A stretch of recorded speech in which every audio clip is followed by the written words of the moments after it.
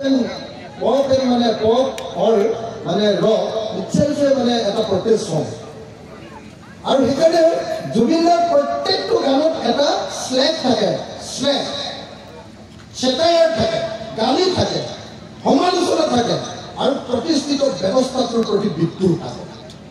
সেইকাৰণে আপুনি দেখিছিলে জুবিনে এই দুটা এইফালে এপাক বেলেগ পিন্ধে, এইফালে এপাক বেলেগ পিন্ধে। এইটো কি? এইটো হ'ল সমাজৰ প্ৰতিষ্ঠিত ব্যৱস্থাটোৰ প্ৰতি প্ৰতিবাদ। জুবিনে মহিলাবিলাকে পিন্ধে ইমান ডাঙৰ ফুলি পিন্ধি দিয়ে। জুবিনে আপোনাৰ চাগে চাই দেখিছে যে কেতিয়াবা ফ্ৰক পিন্ধি আহি যায়, ফ্ৰক মহিলাবিলাক ফ্ৰক পিন্ধি আহি যায়। কি এইটো? এইটো হ'ল প্ৰটেষ্ট এষ্টাব্লিছমেণ্ট। আমাৰ যিটো ব্যৱস্থা, যিটো ব্যৱস্থাই জনগণক কেতিয়াও শান্তিত ৰখা নাই, যিটো ব্যৱস্থাই কেৱল জনগণক শোষণ কৰিছে, তাৰ বিৰুদ্ধে প্ৰতিবাদৰ এটা নাম আছিল জুবিন গাৰ্গ। তেওঁৰ গীত আৰু তেওঁৰ জীৱন যাত্ৰা দুয়োটাতে এই প্ৰতিবাদটো প্ৰতিফলিত হৈছিলে কাৰণে প্ৰত্যেকজন অসমীয়াই তেওঁক মনে প্ৰাণে ভাল পাইছে। এইটো আটাইতকৈ মই দুটা ইম্পৰ্টেণ্ট পইণ্ট ক'ব খুজিছিলোঁ।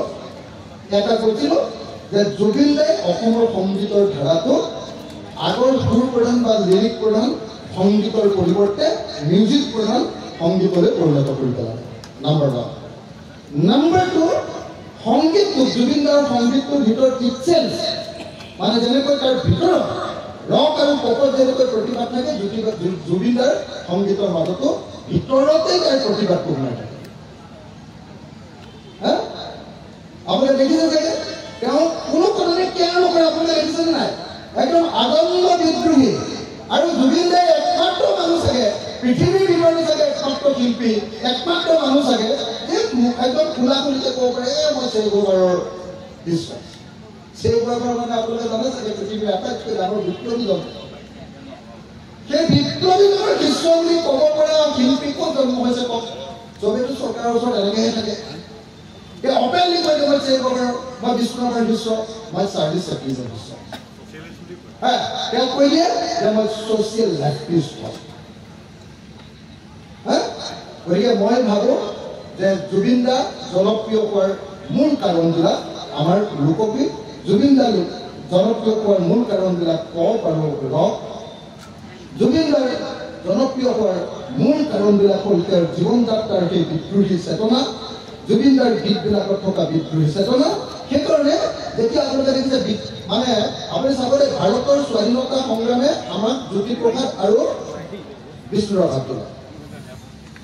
স্বাধীনতা সংগ্ৰামৰ পাছৰ যিটো বামপন্থী আন্দোলন, সেই আন্দোলনটোৱে আমাক ভূপেন হাজৰিকাক দিলে।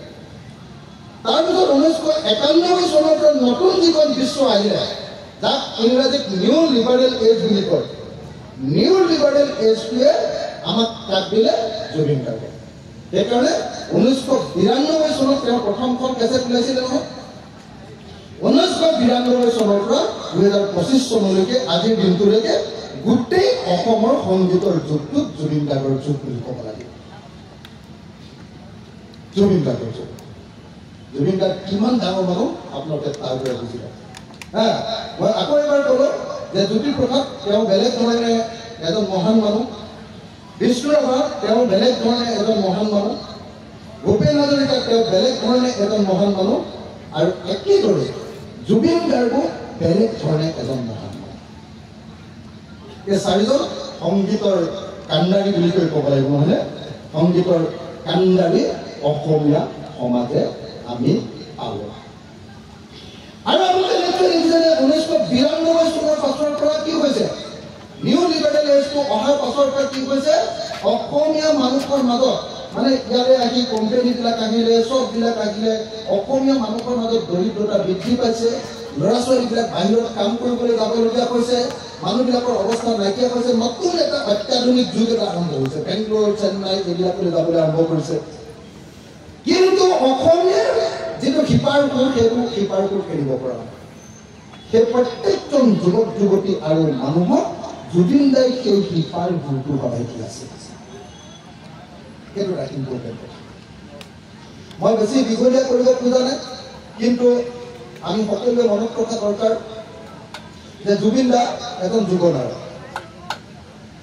আৰু জুবিন দাই বোলে এনেকুৱা মানুহ যি সন্মুখত পৃথিৱীৰ কোনো পলিটিচিয়ানক কেয়াৰ নকৰাকে আপোনালোকে নিজে ভাবকচোন MLA মিনিষ্টাৰবোৰ পাপৰ বুলি কৈ দিব পৰা মানুহ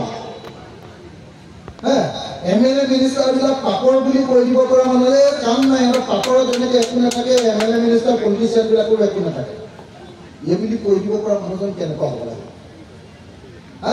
আৰু সেই বুলি কৈ দিয়া মানুহ কোনো MLA মিনিষ্টাৰে জুবিন গাৰ্গক আকৌ অস্বীকাৰ কৰিব আপোনালোকে নিজে দেখিছে বৰ্তমানৰ আমাৰ মুখ্যমন্ত্ৰী বা তাৰ আগৰ মুখ্যমন্ত্ৰীজনক ডাইৰেক্টলি তেওঁ পলিটিক্স নকৰিবা বন্ধু বুলি কৈছে কিন্তু তাৰ পাছতো কোনেও জুবিন গাৰ্গক অস্বীকাৰ কৰিব সেইজনে তাকে যুগনায়ক বুলি কয় যাক কোনেও পৃথিৱীৰ কোনেও সেই যুগত বসবাস কৰা কোনো মানুহে অস্বীকাৰ কৰিবই নোৱাৰে কিবা ধৰণে ক'লেও জুবিন গাৰ্গৰ নামটো ল'ব লাগে গতিকে জুবিন গাৰ্গ হ'ল তেনেকুৱা এজন ব্যক্তি সেই ব্যক্তিজন আজি আমাৰ মাজৰ পৰা